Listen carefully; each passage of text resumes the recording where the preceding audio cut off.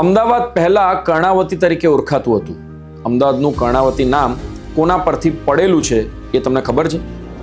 સોલંકી વંશના રાજવી કર્ણદેવના નામ પરથી કર્ણાવતી નામ પડ્યું. અમદાવાદની આસપાસના વિસ્તારમાં 11મી સદીથી માનવ વસવાટ થઈ જ રહ્યો છે.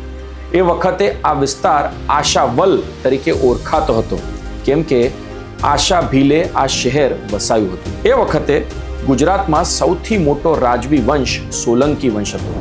સોલંકી વંશની રાજધાની અણહિલવાડ એટલે કે આજનું પાટણ. કર્ણદેવે આશાવલના ભીલ રાજા પર આક્રમણ કરીને વિજય મેળવ્યો અને પછી સાબરમતી નદીના કિનારે કર્ણાવતી નામનું શહેર વસાયું. ગુજરાત 14મી સદીમાં દિલ્હી સલ્તનતના નિયંત્રણ હેઠળ આવ્યું. ત્યાં સુધી આ શહેર કર્ણાવતી તરીકે જ ઓળખાતું હતું. અહમદ શાહે ઈસવીસન 1426માં કર્ણાવતી શહેરના વિસ્તારોને સમાવી લઈને નવું શહેર વસાવ્યું. પછી આ શહેરને અમદાવાદ કહેવાયું. પહેલા કર્ણાવતી, પછી અહમદાવાદ, હવે અમદાવાદ.